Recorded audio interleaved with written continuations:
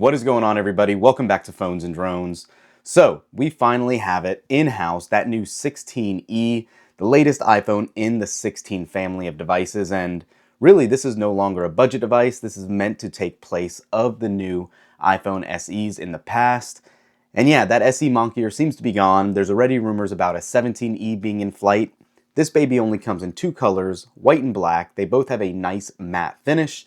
However, there's a lot left to be desired. And also, if you ever owned or have seen an iPhone 14, this is basically it, cranked up a little bit, minus a camera or two. So yeah, let's go ahead and unbox this. We'll have a whole suite of comparisons coming with the regular 16, the 16E, and other camera comparisons as well.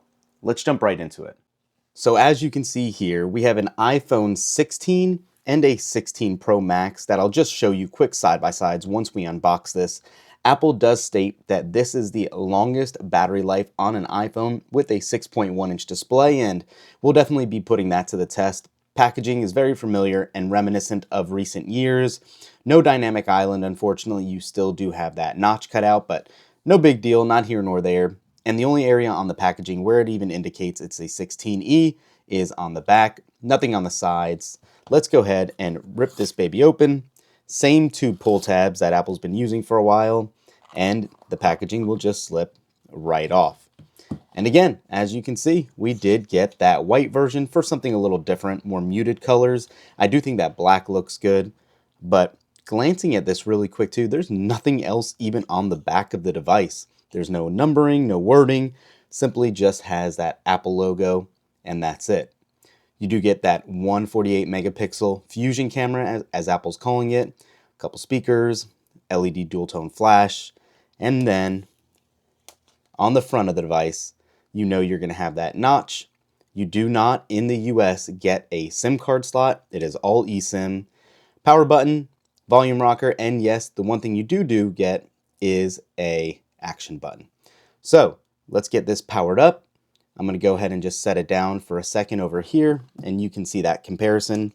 You at least do get that nice new USB-C to USB-C braided cable, but that is really it. Again, unboxing experience with iPhones now are pretty basic, not too much to it. But as you can see here from a sizing comparison, these do look very, very comparable in hand.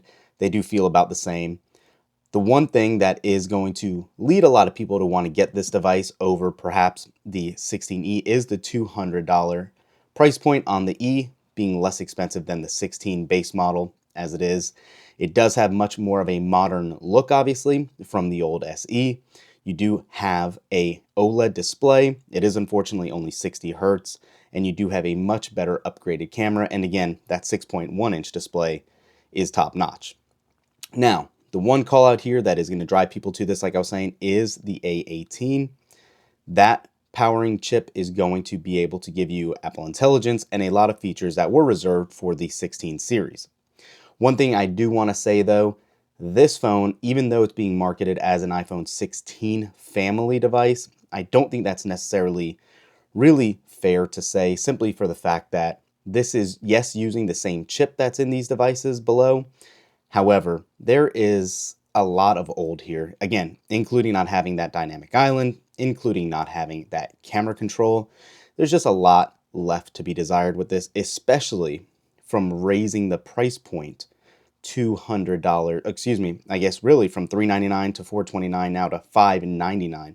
Again, this is not a budget device by any means anymore, so yeah, I don't know. I'm very curious to know your guys' opinion. We'll get this all set up. We'll do our comparisons here very soon. You can see the borders. It definitely does look like a much, much less expensive device up close here. So I'm curious to know your guys' opinions. Let us know in the comments below. We'll have those camera comparisons. We will also be doing a quick look at some other cases that are becoming from Spigen and how to do the screen protectors that they have as well.